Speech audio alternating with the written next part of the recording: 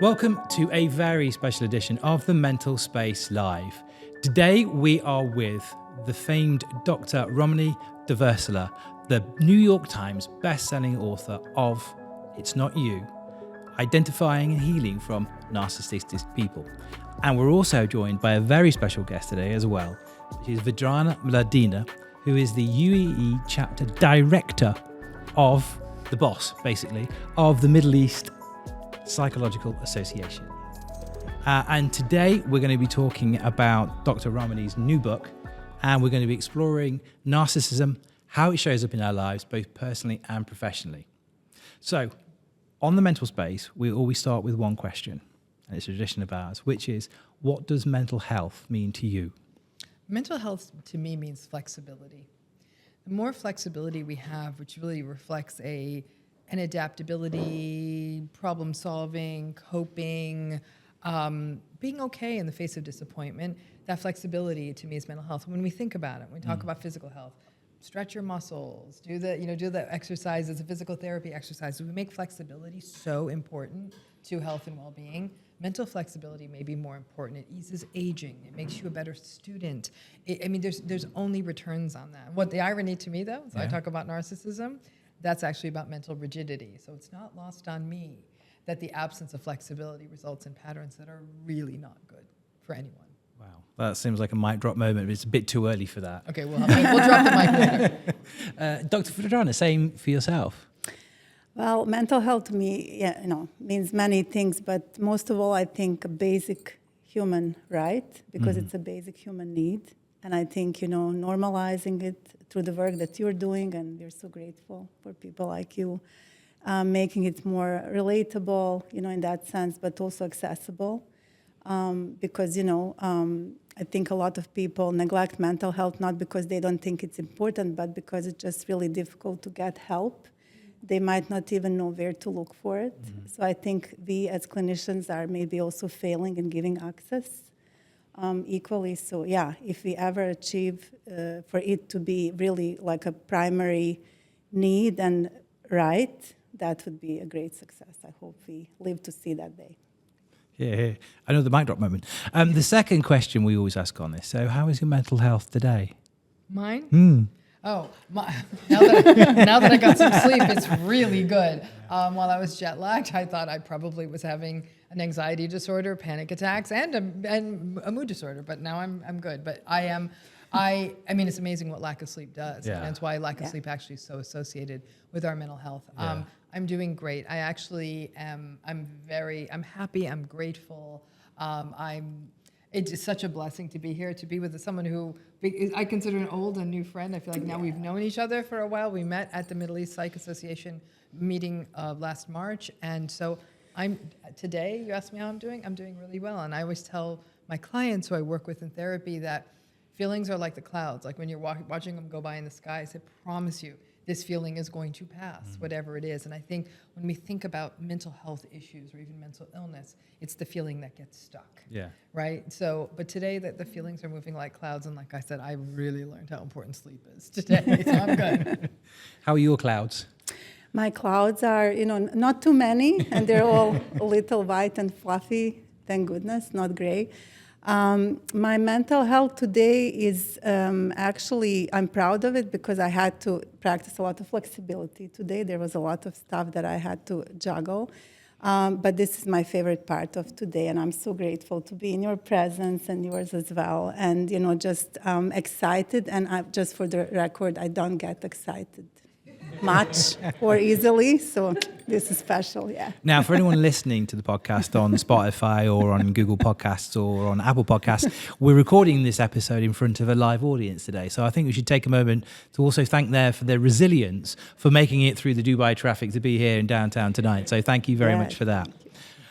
Dr. Ramani, we always on the podcast like to try and explore people's sort of Marvel superhero origin story. I want to get into yours because I started reading your book, and basically your origin story had me in tears, weeping within seconds. For our audience, both here in the studio, but also listening, just give us a little flavour of that. How you opened, your new book. So in the book, anyone in the audience, anyone reading the book will come on this anecdote of, I grew up in the United States in the 70s. I'm a child of immigrant parents. My parents immigrated from India, and at the time, in the 1970s, the United States had not really diversified. So we were the only South Asian Indian family in that town, and my mother still wore saris, and so we looked odd. There's no two ways about it. And as a result, people really didn't want me to be friends with their children. So it was a very lonely and isolated existence, and it was difficult. I mean, you don't, the process of assimilation and acculturation, there weren't like it is now, Indian grocers, and everything was difficult. And the way I grew up, it was very much, for my father, it would be, he was very patriarchal, and it was his needs first, at best mine second, at best probably fourth or 10th or some number I don't even understand. And what that meant was, and one of the anecdotes I share in the book, which I think actually led to many similar experiences that happened in my life, that there was a visiting group, like visiting circus group, performing group to my school. And in that school, I was not only not special, I really wasn't seen, because like I said, there was a small-mindedness of a small town and a brown girl in that small town with a name people couldn't pronounce, and I didn't wear my hair like the other children did, and I didn't bring things to lunch like the other children did. So there was very much a sense of otherness, which was already one wound I was carrying, and I didn't quite get it. And again, not really feeling seen and anything like that. So when I was around 8, these performers came and they were handing out the roles in the circus, elephant and juggler and all this other stuff. And the final role they handed out was sort of like you were going to be like the ringmaster's assistant. It was all very gendered back then. You were going to be the ring person, the person who would be like running the show. And there was this gorgeous purple, I still see it in my child's eye, this gorgeous purple sequined, dress you would wear. And I thought, my gosh, who would get to do this, right? They're from New York City, this troupe, so I guess that little brown girl was, actually, if anything, I think they felt an affinity there. The group itself was very ethnically diverse. So they chose me, and I said no, because I was so afraid of being seen. And I desperately wanted to be seen. I was afraid of being seen. And they asked me, are you sure? And to this day, I get a little teary. I put my head down, and I said no. And that sense of myself persisted till my late 40s, that not wanting to be seen. Yeah, I went to school. I was a very good student. And it was, again, as a child of immigrant parents at that stage in the United States, you had only one path, and that was to be good academically, or there was going to be, and my parents said to me, you will be called doctor because otherwise no one's ever even going to give you the time of day. And so I had to become a doctor or something. I was like, psychology was sort of a betrayal. I think they meant medical doctor, but I was like, okay, this is my rebellion was I would get a PhD. Woo! And so even when I was in high school, they gave me the opportunity to carry this. I don't know if you have these in other parts of the world. It's like a tuba that has a big hole at the top. So if you're in a marching band, it would have like a letter of the school, on it. Once again, they gave me that opportunity. Even so now I'm 16, 17. No, I didn't want to be seen. Over and over again, this would happen. And ironically, as I got deeper into this work on mental health and how important it is for a human being to be experienced, to be seen, to be empathized with, for their reality to be respected and held, it was everything. It was the core of all mental health.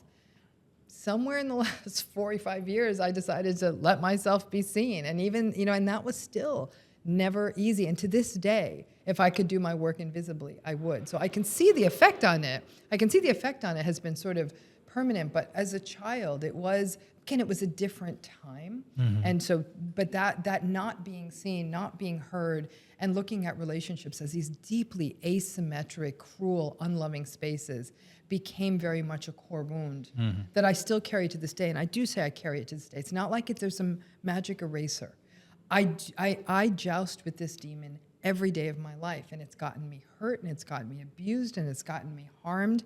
And so for me, it then became the calling, the meaning, and the purpose of how do I at least give the framework to people, to every little girl with brown skin who feels like she doesn't fit in, and say, you have the right to know you, to be you.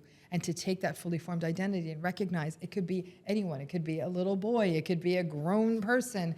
And that's the core of this work. But the invalidation of relationships where you don't where you're not seen and heard, that harm doesn't go away. And so I'm trying to do my tiny little brick in the wall on it. That's my backstory. Was there or when on the journey was there a moment, perhaps, I imagine it didn't all come at once, but when you recognized that you would actually put on that dress? Like I said, probably on the last few years, the way the YouTube channel, so our YouTube channel has almost 1.7 million subscribers on it. I mean, it makes it one of the biggest mental health channels in the world. This was not by design. I wrote 2 books on narcissism. Neither were particularly commercially successful. And 2 students approached me. I was a professor. And 2 students approached me and they said, Dr. Ramani, we read the book, but no one else is going to read this book at this university. Students don't read, which was actually kind of sobering to hear. And they said, why don't you have a YouTube channel? I was like, YouTube channel? That's absolutely insane. I wouldn't do that. I'm a tenured professor. And I was like, YouTube channel. It all felt very down market. But they were so sweet, these 2 students, that I said, would it make you happy? And they said, it would make us happy if you try. So honestly, with 100 subscribers on a channel, because I think some people subscribe to your channel just because you started for no reason. And then they came into my office at the university, which was very shabby. One of them had a phone. We took the shade off of a lamp and we made our first video. And so I still wasn't comfortable with being seen. I'm going to be frank with you. My answer to your question, I'm giving a circuitous answer, is I don't know that I am, and I don't know that I ever will be. I think right now I feel like I'm having a conversation with a lovely new friend in front of a really nice group of people, but if I viewed it as being seen, I'd probably leave.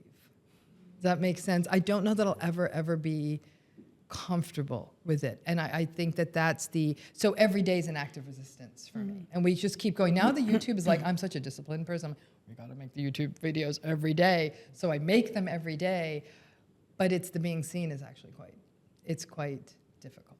So, and I'm sorry, Vedrana, I'm going to come to you in a moment, but in the book, you kind of dedicated it to your daughter. Actually, I dedicated the book to my mother. Yes. My mother and then my great-grandmother. What is your message to your daughter, though? Yeah, so my message to my daughters is you will always have a soft place to land. Okay. So I think, it's funny, having 2 daughters doing what I do, right? They don't want to hear about it, by the way. If I say the word narcissism, they're like, stop with the narcissism talk, Mom. We're not interested.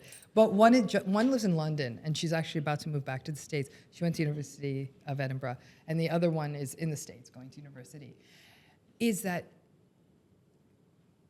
what you have to say is valuable and important.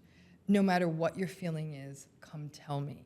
I didn't get it right every time. There were days I might have been distracted with work and didn't lift my head up quick enough, but you always have a safe place to come to. Your feelings are never shameful. Whatever you want to do, give it a shot. Just try. But more than anything, you are important. Your voice is important. And if you don't like how someone's treating you, you can step away and it's okay. And I think, but more than anything, is that you're important and you're important to be seen. It's important to see you and hear you. And I see the difference. I mean, the generational difference between me and my kids is remarkable. But just to give you context, so when we talk about generational differences, my mother was in an arranged marriage. By 17, she was married. Absolutely gifted, brilliant woman, but had to get married to keep to create that sort of tradition and financial stability. It was a very precarious time financially in India at the time. So she had to get married, came to this country with 1 suitcase. Her mother and my father's mother were both in arranged marriages by the time they were 12. Wow. There was no finishing higher education for them. So when you think about that generationally, these are remarkable leaps that we're making, where I actually think not being seen as a woman was a combination of safety and it was accepted. That we're in 3 generations, the whole thing has, if you go from great-grandmother, grandmother, mother, me, kids, that in about a 100-year period, we're probably not going to see those shifts again like this. I can see you're nodding. In agreement. Yeah. This is why we feel like imposters. Yeah. The core of it, honestly, Scott, is I feel like an imposter every day of my life.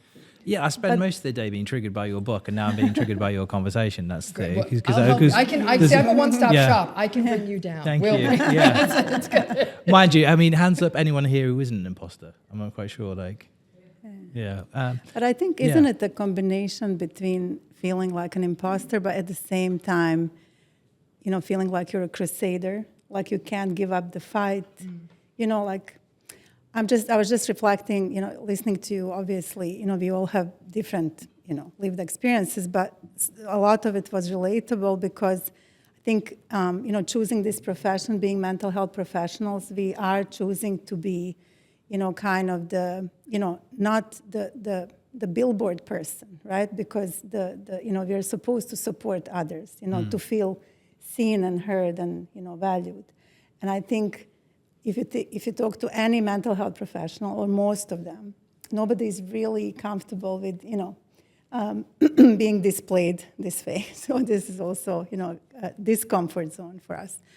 But I think, it makes us, I think, better as professionals, having gone through this and having to fight this every single day and cancel this noise, right, for ourselves.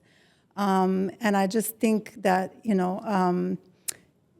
what I find a bit challenging, being in this profession, being a mental health professional, is that we constantly have to defend our profession while we are also trying to help people. We even have to convince people that come to us for help that actually it's okay and that they need help, although they're already in the room. Yeah. And to keep coming and, to keep believing that, they can change something. And I think with narcissism, which I'm absolutely not an expert in, and I'm here really just, tagging along and being a groupie of Dr. Ramani. So I'm not here to talk. I'm here. I'm just like, I'm just like, I know this. Yeah. Yeah, I'm like, I can't believe I'm here. Really, truly. I just think that we, with especially with these topics, just like in medical field, we are absolutely fine with saying that cancer is bad, right? Because it's malignant and it's killing, over time or very quickly. Some of the mental health disorders or features are also bad and they are malignant. And I don't know why, but in mental health world, we always have to try to find the understanding and acceptance of everything. But some of the stuff is just bad and it's damaging to other people. Well, it makes no sense really that mental exists as a channel, because we have to exist to try and tackle the stigma and get people to talk about mental health. You don't really need that in the physical health side.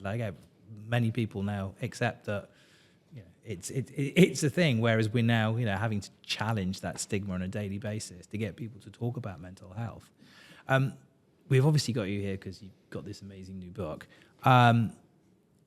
For the audience and for the uninitiated, could you give us, your textbook, Dr. Ramani's definition of narcissism and how that shows up? It's a personality style. It's a rigid, maladaptive personality style that, frankly, is not good for the person who has it, but it's definitely not good for the people who are around it. And it's characterized by low empathy. And I'm going to get back to that. Let's put a pin in that empathy thing, because it's more complicated than just low empathy.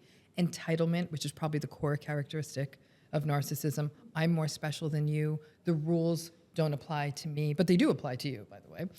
Grandiosity, an excessive need for admiration and validation, self-centeredness, a need for control. There's a thin-skinned quality, very easily provocable, very personalize what other people are doing or saying, lash out very ragefully.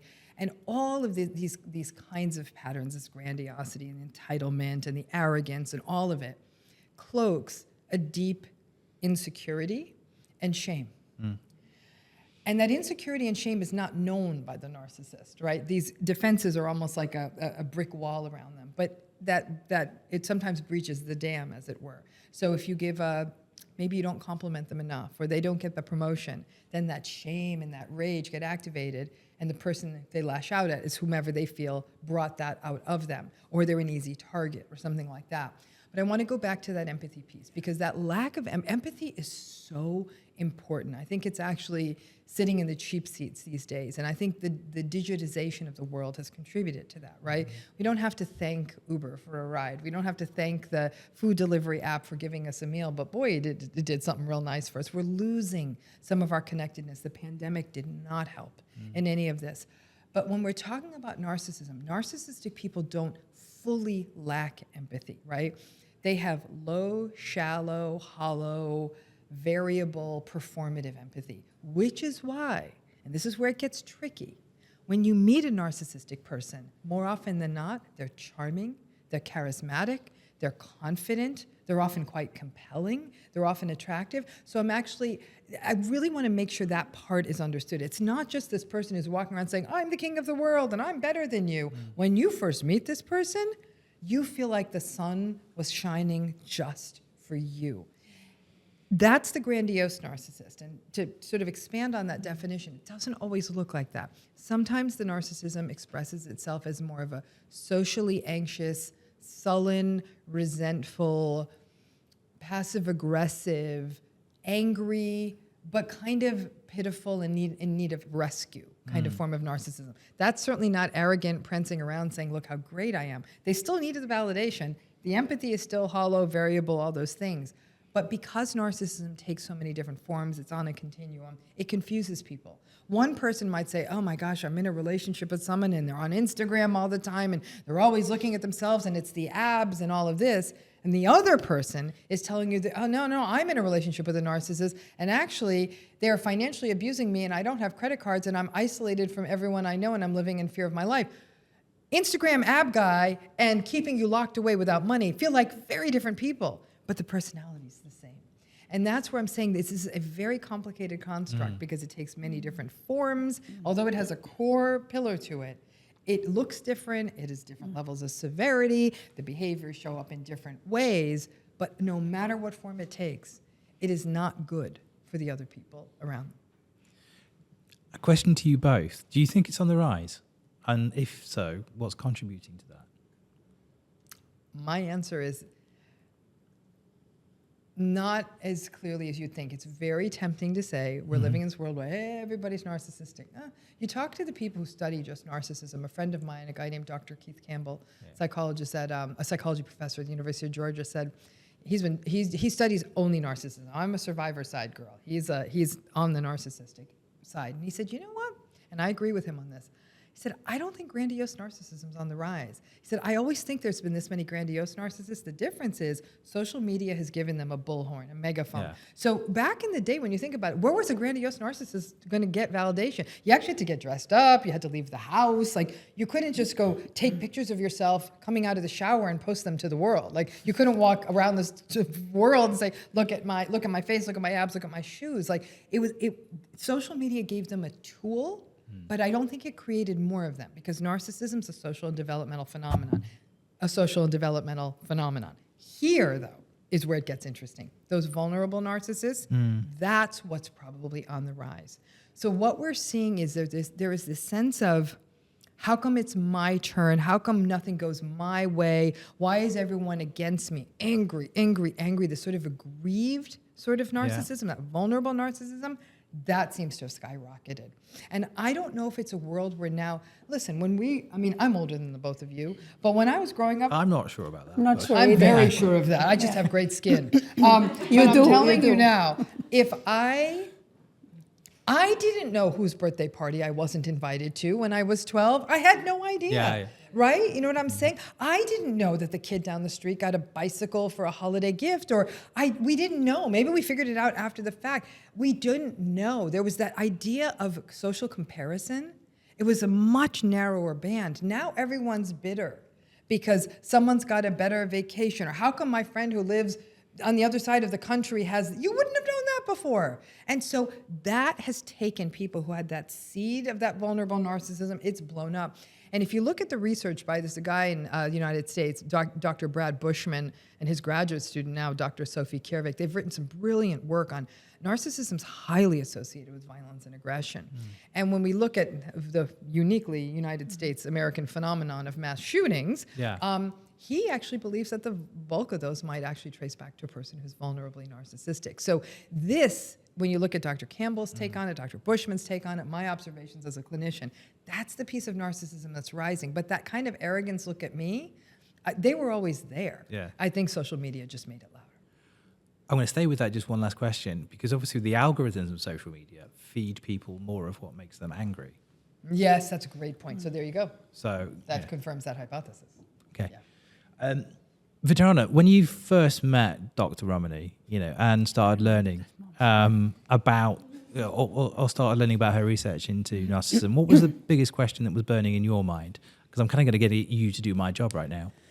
Oh, many questions. Thank you. But I think as a clinician, first of all, of course, I was starstruck and I still am, but, it's such a difficult,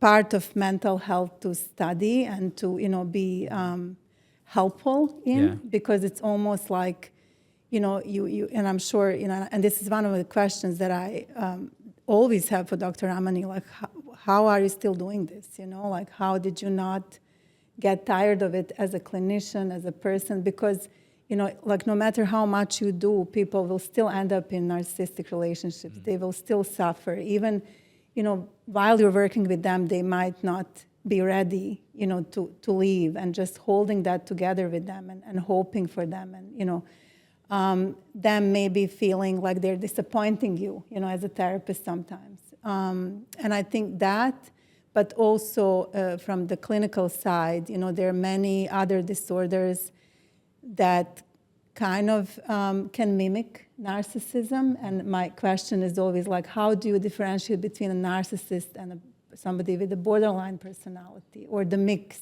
where people are emotionally dysregulated. They want everything all at once right now. They need that supply right now. And if you don't give it to them, you will be punished, right? So this emotional manipulation that is common for so many disorders and so many personalities, that, I just sometimes feel like now, to your question before, do we have more narcissists, or is it that we are just talking a lot about it and talking more about it? So even as clinicians, we're like, this could be narcissism, which, that thought I didn't have like 10 years ago, So I think my questions are, like how, as a clinician, as a person, you deal with this, constant sort of struggle.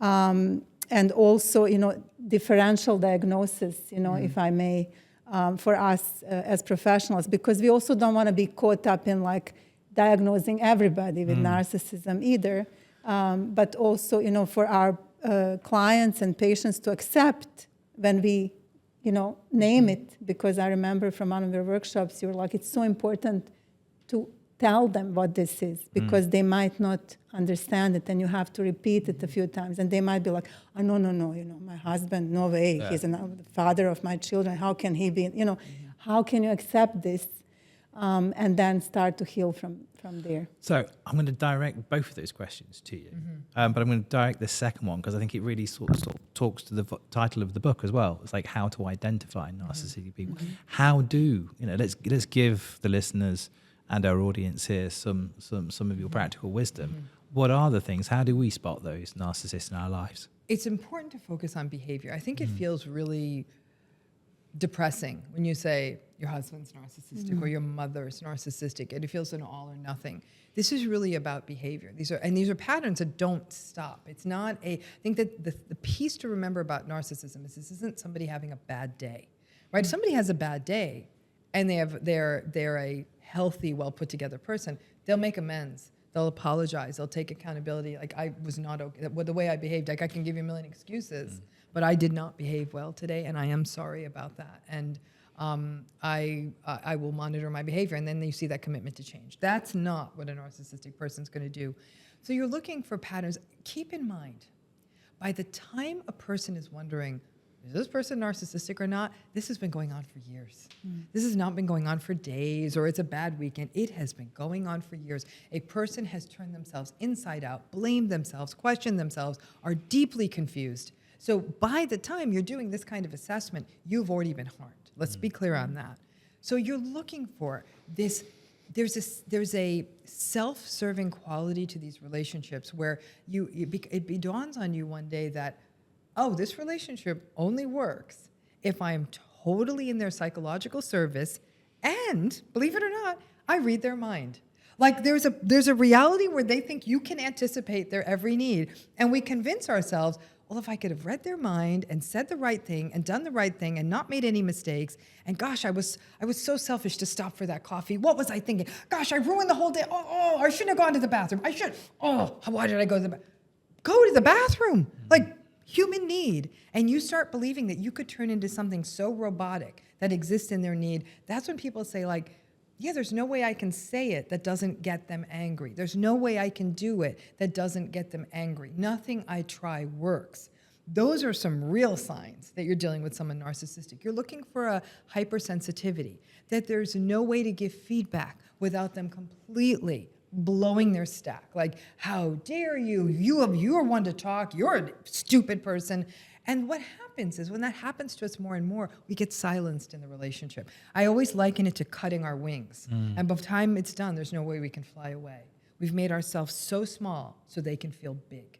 And so we've slowly surrendered ourselves because it is a human need to want to feel connected to another human being. To want to be close to other people is a species mandate. We are a social species. We are not like cats who can be alone. We hang out in small social groups. So we are our survival is predicated on attachment. And to be attached in a narcissistic relationship, you have to quit yourself. And so that's what I'm saying, is that by the time people are aware of it and you start drawing these lines, you're saying, yeah, no, can't talk. I can't say anything that has to do with me. I can't express a need. I can't express a want. I can't express a feeling because then I'm ungrateful, selfish. And what people do is they forget the part. It's not about expressing needs and wants. They just walk around with the ideation, I'm selfish, I'm ungrateful, I'm greedy, I ask for too much. That becomes ingrained into the identity. So it's almost hard to identify it because so many people have now converted to I'm the bad person.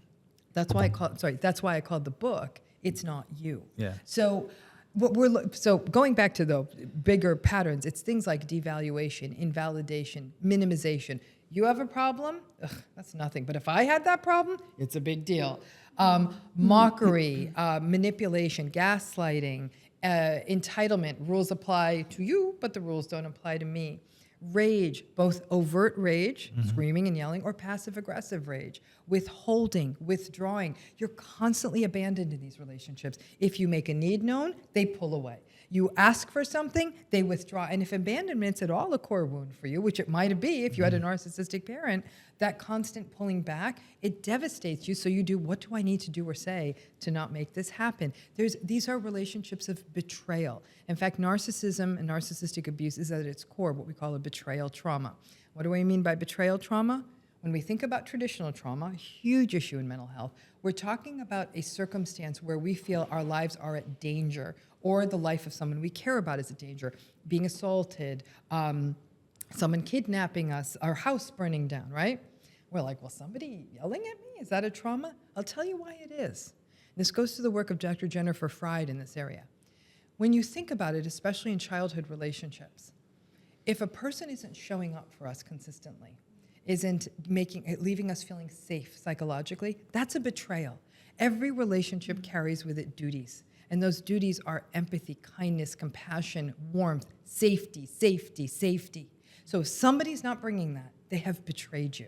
We usually save the word betrayal for things like infidelity and financial abuse, and those are, but it's a betrayal to not be caring and cherishing of a person that you've made that promise to tell someone you love them and then harm them, to me, is the worst thing you could do. If a stranger jumps out of a building and mugs me, that's bad, but they never told me they loved me. But for a person to tell me they love me and then betray me in that way, we're not built for that. And so we have to tell ourselves stories to make sense of it. And then there is the domination patterns where there's tremendous vengeance in the narcissistic personality. So it's not as easy as I'm going to get up and leave. Now you know you have to face vindictiveness. So a lot of people don't leave because they're afraid of the vengeance that will follow. And it's not always the vengeance of someone who's stalking you or is going to, physically harm you, but it's the vengeance of, well, I guess nobody in the family is ever going to talk to you again. I guess we don't have any use for you anymore. And I don't care if you're 5 or 45. If somebody in your family turns to you and says, well, you didn't play by my rules, so I'm out of here, that's a devastation. And so this is how it shows up. It's a lot of stuff, and it doesn't feel good, and it has happened to so many people. That's a lot to process in a conversation, I think, for the rest of the room as well. I want to come on to, in a moment, a couple of topics. How narcissism shows up in the professional world, but also to talk about whether those wings can grow back. We'll take a break for a second to ask the audience maybe 2 questions for now, but if anyone wants to ask a question right now, your chance to lean in and ask a question. You okay, sweetie? It's going to be okay. The fact that you're even here asking the questions. I'm sorry? You have answered that question. Yes, they do. But it's so hard, and it's just there's so much grief and devastation and work that comes with it. I believe, sorry if I can share, Of course. my mother is for sure a narcissist, but it took me 32 years to understand that. And I believe my father was also a narcissist. And I think I only really started to find out that I get to be my own person at 28. Yes. You know, and that's just like crazy, you know, for me. But so I'm like in kindergarten now. You know? But since I've already started doing the work on my mental health and my trauma and my betrayal trauma, I've started speaking up about my mental health and mental illnesses that come as part of my journey. And I'm an artist and produce mental health art, but this has offended my mother, my narcissistic mother. And so in the past 6 months, my entire side of my mother's family has just abandoned me. And that's okay. I feel like I've come out the other end of that feeling like I'm learning to love what's in my control and love myself enough. And I don't know if I will ever come over that devastation, but I don't know just what to do with having probably both my parents being narcissists, and it's just consistent CPTSD, that I'm like picking up in my poor husband, and it's how do you get over it? May I take that on? You may, of course. I want to tell you, you're already doing it. Okay, you came into this room. You're not turning away from it. You want to understand it. You've created a loving relationship with a man, a trusting relationship, and I'm sure you have your moments where you're scared, and yet you were able to make that leap. You're creative. You're allowing your creativity to come out. You're doing it. Now, to your other question, though, about the devastation piece. One day that big D devastation becomes small d devastation, and then it starts sliding into occasional distress, triggering at times, wounds you carry, wounds that drive empathy and compassion, wounds that create art. The wounds don't go away. There are times you'll be hurt in ways that you say, I don't understand what's happening. And that's when you recognize your sympathetic nervous system, all of our sympathetic nervous systems exist for one reason, and that's to keep us safe. That's it. It's not there to make it, because you know how many of us, we feel foolish. How did I just freeze like that? Or we think of it a fawn response or something like that where we feel foolish. You didn't do anything. Your nervous system kicked in to keep you safe, and there's going to be times it does that. And you have to thank it and be curious about it and say, oh, is that what happens when that happens? I see that now. And parent yourself. Because that's what this becomes about, is what should have been given to you. The inheritance that should have been bestowed on all of us as children was that vocabulary of self-compassion, self-love, self-soothing. And when you didn't get that, like you said, it's kindergarten, right? We slowly learn that. And sometimes we don't get it right. We still smash and break things. And then we slowly learn we do things like, we learn to touch into ourselves. And techniques like tapping, havening, breathing, understanding you carry this in your body, and that your body is just trying to keep you safe. It's life work. Well, you get the wings back. Not only you get the wings back, I see people with bigger wingspans as a result, because you actually do some extra work that you may not have done if you didn't get this call to action. But recognize your capacity for love. You've created something new. You are creating. You will, and your nervous system saying, there's still scary stuff happening there. Don't let that think you're being held back. It's just doing its job. Trust it. And that your mom and your mom's family stepping away, that grief, that abandonment is also a gift. Yeah. It really is, because it is, they can't be in the presence of your growth. This is one of the hardest things about healing from narcissistic relationships. When you stay on that pattern of growth, they will leave. They will leave. Or they'll try to suck you back down. So if you don't, I always liken a narcissistic person in your life as a sandbag on a hot air balloon, right? And the only way that the balloon is going to launch is if we clip those sandbags off. And so as you clip the sandbags off, these are sandbags that are going to fight to stay on the balloon. And then once you get the last one clipped, the balloon goes up. I have a question with regards to that, if it's okay. Of course. Thank you. That's so nice. No, I should actually own that people say yes to me. You see, But it is nice too, yeah. it's nice, but I shouldn't, be like, Yeah. for letting me continue to speak. But I have a twin brother, and he's just had a baby. And I have this longing to have a friendship and a relationship with my brother, but he is almost like dependent financially and status-wise on my mother. You know, it's all very superficial and title-oriented and stuff, like, you know, their world. But although my brother has not said to me that, you know, because my family has said to me, we can't have you in our life, we don't agree with you, blah, blah, blah. My brother, although he's not really responding to me, he has not said that.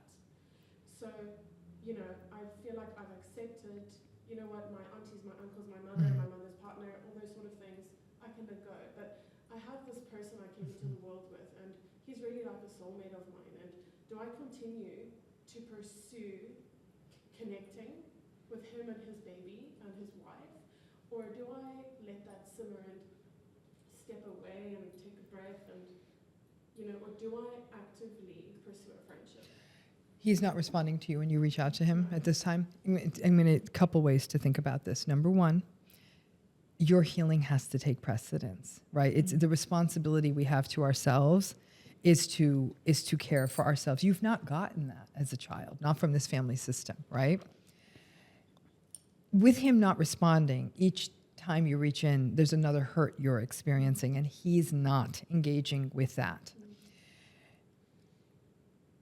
I would say for you, you've tried, and you can let some period of time elapse, and certainly you could try again. If he ever responded, if he was responding, I'd have a different sort of approach here, because there's a woman, in another research I work with, a woman named Dr. Yanya Lalich. Her work's in cults. And a narcissism family is no different than a cult. It's exactly the same structure. Strong cult leader, absolute adherence, and then if somebody tries to break away from the cult, they either try to destroy them or bring them in, and when they can't do that, they turn away from them, right? That's how cultic systems work. She says when she's done cult recovery work with family, one of the family members went into a cult, she has a technique she calls trying to break the shelf. And breaking the shelf consists of bringing that person back to who they were before the cult. Now, the challenging part of your brother was he's always sort of been in the cult, but there was a time, since you're twins, you did play together, that you did have a shared space together. And you went through what you went through. But I would say that if you ever got to connect with your brother again, the place of approach might be, if let's say you saw a video of his child or something, say, the way she's laughing reminds me so much of how you laughed. Remember how much we like to play this game, Monopoly or checkers or something. Take them back to a mindset that was connected healthily to you. We'll remind people of who they could be, not, we were in this terrible family, we were in this terrible family. Take him back to what once was in a loving dyad with you. That sometimes breaks that shelf and can clear the person's vision. But like any cultic system, they've got him by the short hairs because they've got him with the money and the status. What you did is ridiculously courageous. Anybody who steps away from these systems, it's ridiculously courageous. We can't hold that standard to everybody. Thank you. Thank you for sharing, too. I would say that's ridiculously courageous to actually open up about that in this space as well. So thank you for that. we'll jump back into the podcast now, and let's talk about professional. You know, we've talked about narcissists in our personal lives. For a moment, let's dwell on how it shows up in the world of professional. And both of you, I imagine maybe you've come across one or two narcissists in your careers. Maybe just one. Maybe just one. How has it shown up in your lives? How does it show up in professional? It's almost a norm, isn't it? It's a norm. It's a norm. I mean, Yeah. I think it shapes careers, Scott. I mean, I think everyone in this room could probably think of one situation where you in a professional situation where somebody who had more power than you, maybe even lateral power to you, or even somebody who might have had not been as empowered to you in the workplace, but were still able to get in there with you. It changed the course of your career. You left a position. Yeah. Because I'm telling you now, the narcissistic person's always going to outlast you in a job. So if you do not get into a standoff with them, you're better off trying to find where you can be more wholly yourself professionally.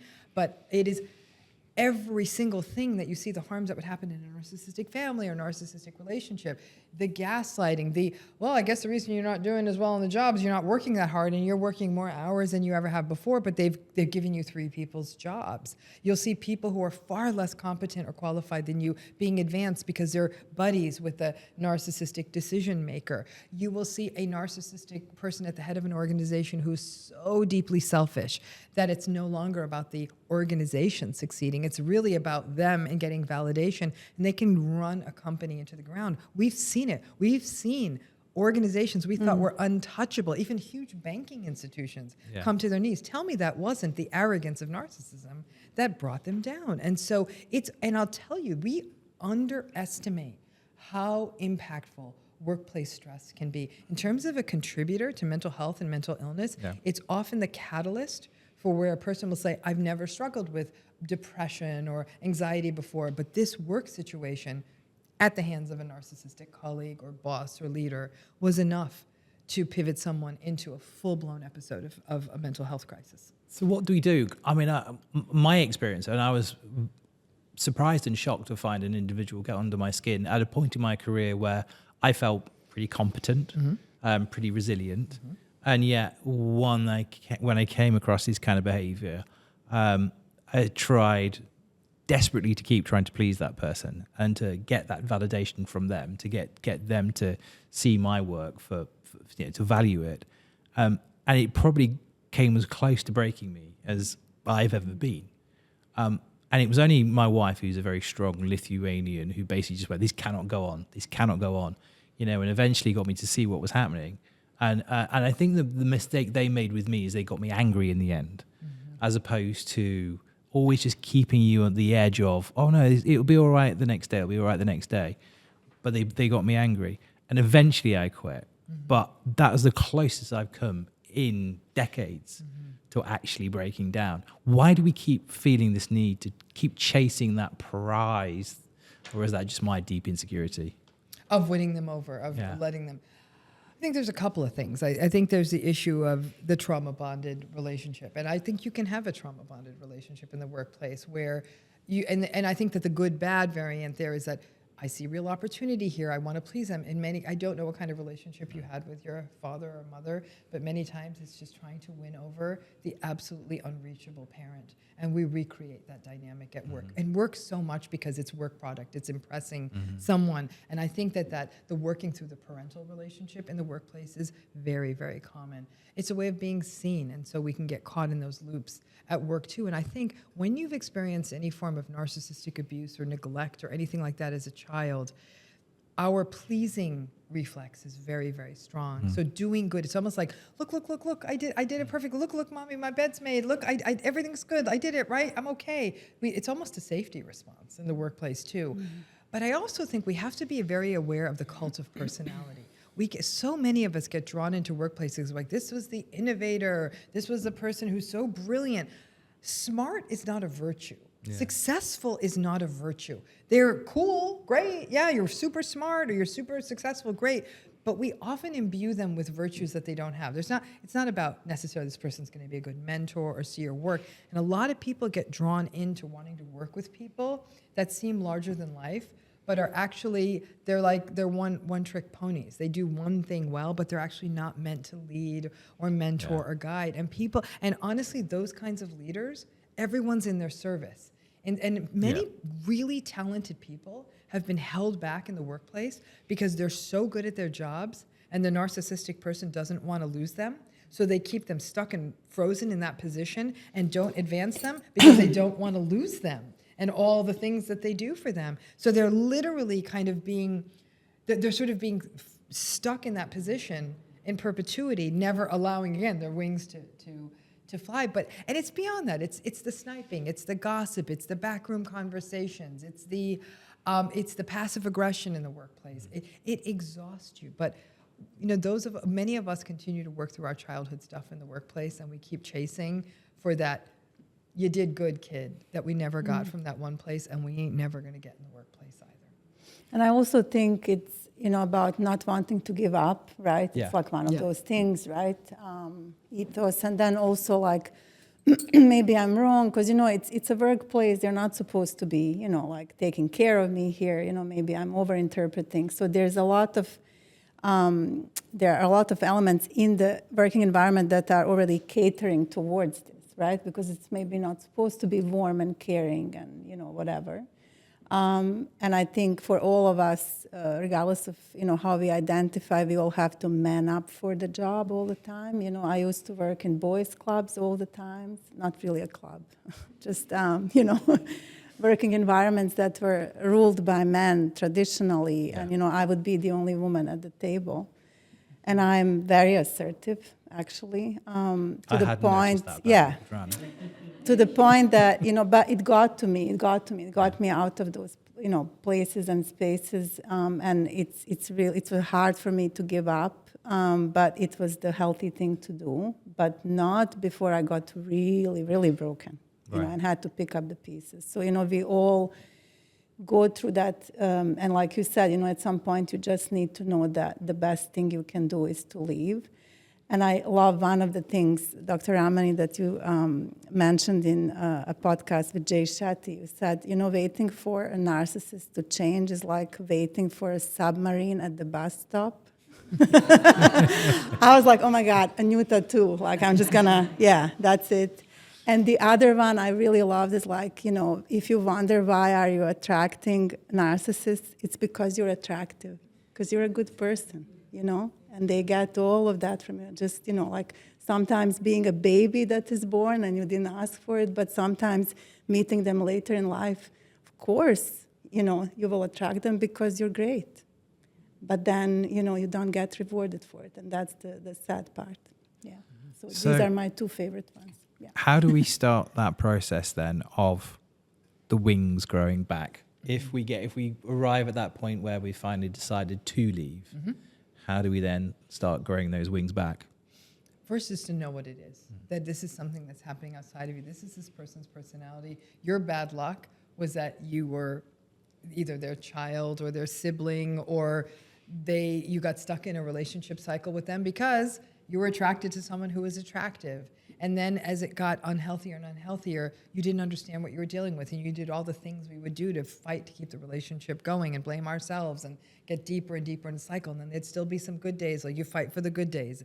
So once you get down that rabbit hole, you're sort of stuck. So once you get it and can see it clearly, that's step one. The next step, and this might be the hardest step of all, is radical acceptance. The radical acceptance is not going to change. There is nothing you can do to change their behavior. Because nobody can read minds. Let's just take that off the table. There is no version of this. And nor would you ever want to invest yourself as a human being in spending all your time reading someone's mind. Listen, I don't know if you have children. I have children. As a mother of a very small baby, I did try to read their minds. I'm like, are you going to the bathroom so I get that diaper change and maybe get 2 hours of sleep? Are you going to get hungry? Like, no, it didn't work that way. I had to wait for them to cry. And I was like, okay, here we go. We can't read minds. And yet that's sort of the bar that's set in these relationships, right? So radical acceptance is it's not that you're signing off on it. It's not that you're okay with it. It's that this is not going to change. The way this relationship goes, this is it. In a healthy relationship, there actually is potential for change. You could say, I'd like for us to start spending more time together. And then you have a conversation about it, and you start ratcheting, and you start changing that. There's always capacity for change in healthy relationships, not in narcissistic ones.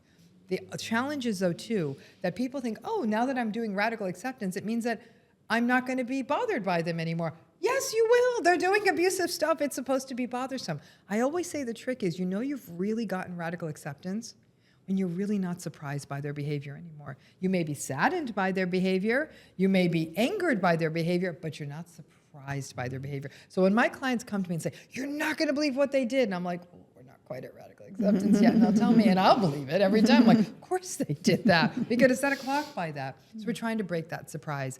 But following radical acceptance, which you already talked about, and this is the hardest part of getting those wings back, is grief.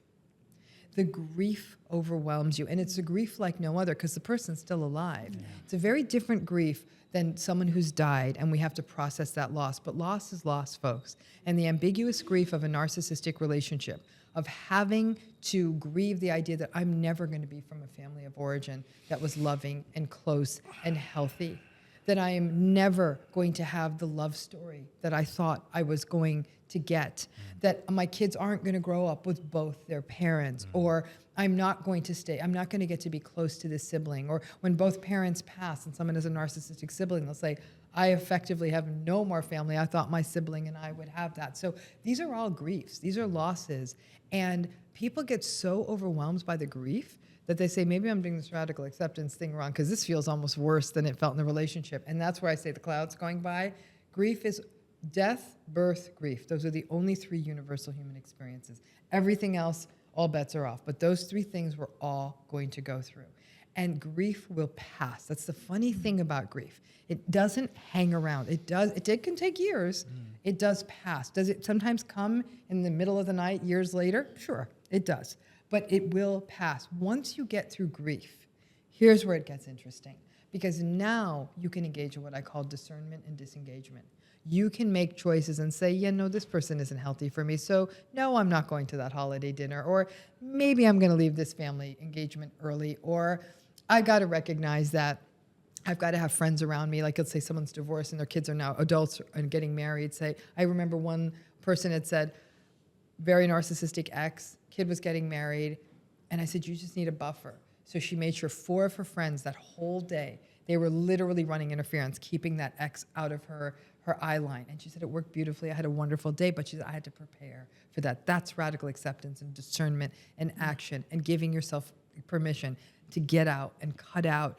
And then we get to the sort of, this is where the wingspan fully unfurls, which is individuation and growth, where you recognize that you're a separate human being, separate from this narcissistic person, no longer living in service to them. It's no longer about you having to make 1,000 accommodations for them, that you are a human being separate with separate needs, separate wants. You practice sharing those needs, sharing those wants, and building up, even if it's 1 or 2 people, social support, where you can fully be your true self and figuring out who that true self is. I actually use that whole metaphor of the hero's journey, and that when a person starts healing, when you finally see it, to me, that's the being called, right? And now you're going to go through this process of coming back to yourself. And in that process, you'll have fellow travelers. They may be therapists, they may be friends, they may be podcasts, they may be any number of things.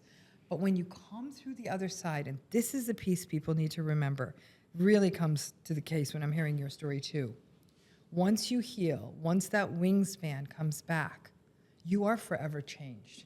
You will never fit into that system again because that system needs you to comply and oblige and behave the way they want.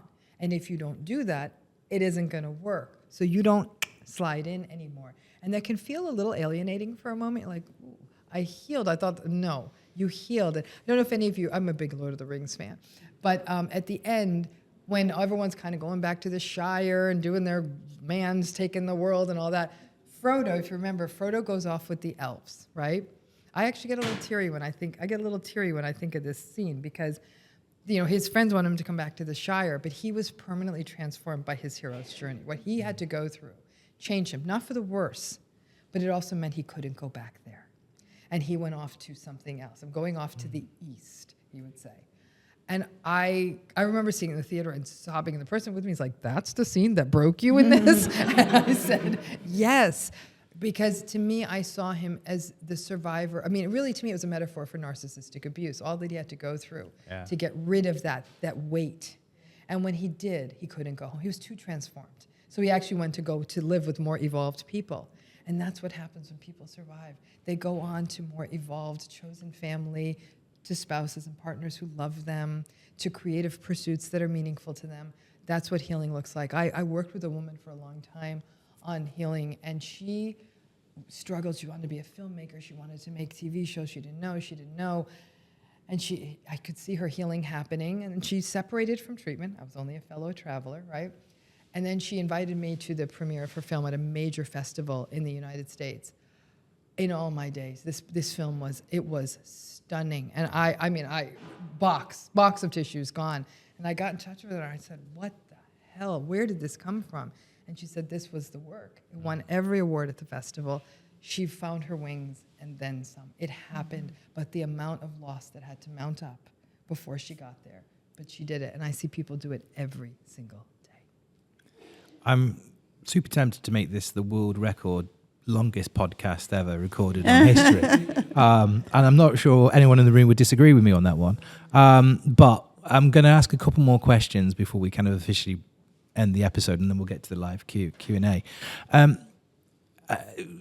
Many of the people in the audience tonight have bought your book, and I know they're in for an absolute treat, because I've read lots of books, and often books are 90% anecdotes and 10% wisdom and heart. Your book, there's a lot of you in this, and there's a lot of heart in this. Why did you write this book now? All the books about narcissism are about the narcissists. Like, we need a book about the people who are hurt by the narcissist. In fact, there's a parable I use in the book that says, "The story of the hunt always glorifies the hunter and never the lion." This is the story of the lion. And people are like, "Lion, wait a minute, isn't a lion scary?" I'm like, no, a lion's fierce. But with the armaments of a hunter, the lion doesn't have a chance. Survivors are fierce, but with the armaments of a narcissist, none of us have a chance. And so I thought that was such an old proverb that had such meaning here. But I thought, let's tell the story of what happens to the person in the relationship. That's why this book finally had to be written, that it was time to switch. Everyone's curious about the narcissist. Listen, there's no Netflix show on, like, let's have a Netflix show about your nice neighbor. It's your serial killer neighbor. Like, there's a bunch of true crime podcasts. There aren't nice people podcasts. You know what I'm saying? That seems like a gap in the market. Right, yeah, it does seem like, except no one's going to listen. Like, nice person, well, this is interesting. Who gets killed? But true crime, we want to stare into the belly of things that confuse us and frighten us. So it was time to sort of move the lens over to the possibility of growth and survival, despite this happening to a person. So the last question that I always ask on any podcast episode, and this is to both of you, is what gives you hope? And before you answer that, I'm going to say that my answer is you. So thank you for that tonight. So, Vedrana, what gives you hope? Oh, what gives me hope? I think just always seeing the potential for, change and betterment, in my work with people, and just how much resilience there is in people already, that they come with into the room, no matter what sort of experience they had gone through, or, what they would consider a damage. Like, there's, almost everything is reversible to a great extent. So, and I think just, us as humans just having this huge potential, to bounce back. And I think, to Dr. Ramani's point, yes, you may lose a lot of people along the way, right? Sometimes the whole family is leaving a cult is not an easy thing. But you gain yourself back. And, that's really the most important relationship we have in this life, and that's what I always truly believe in. And, this is what this work is also about. So it's a great gain. So it's a win. So that gives me hope. Follow that. Well, my hope is that we're actually having this conversation. Just turn the dial back 30, 35 years. You would not have a mental health podcast. You would have been run out of town. We would not be talking about, people would not feel comfortable talking about having lived with a mental illness, having had an issue around mental health that's pulled them out of life. So we're having these conversations, and more than anything, that we're having these conversations about what happens in toxic relationships. I still think we're not there. No. I still think that we're blaming people who get stuck. Well, why didn't you leave? Why are you still in it? Why did you choose this person? Versus what happened here was unacceptable. But the fact that a book like this, in making the list, a little bit of ego, because why not, right? But more of it was, can this issue of narcissistic relationships gain sufficient traction that enough of the world pays attention? Yeah. And what it told me is that a lot of people are struggling here, and now we're having conversation here. We're having it all over the world. So I think the fact that we started having the conversation, have taken the conversation out of the shadows, this tremendous resonance for people who have survived domestic violence, gender-based violence, intimate partner violence, family violence. And so it's shifting these conversations, and that gives me hope that maybe we might have a world where people are learning about this younger and won't stay in relationships where they are being abused and harmed, and give themselves permission to leave after a second date when they're gaslighted, instead of sticking around and believing that maybe I deserve this. That's a powerful way to finish the podcast. To both of you, thank you so much for joining us on the Mental Space Live. If you've enjoyed or been affected by this conversation as much as I have, please remember that you can subscribe to the Mental Space podcast. If you're watching on YouTube, the button is right there. Press it, please, and we can have more conversations like this. Ladies and gentlemen in the room, please, can we have a round of applause for our guests? A reminder that Dr. Ramani's book is obviously out in all good bookshops, including Magrudy's here in the UAE. Thank you for them for joining us tonight, and also on Audible if you want to listen to Dr. Ramani narrate the book as well.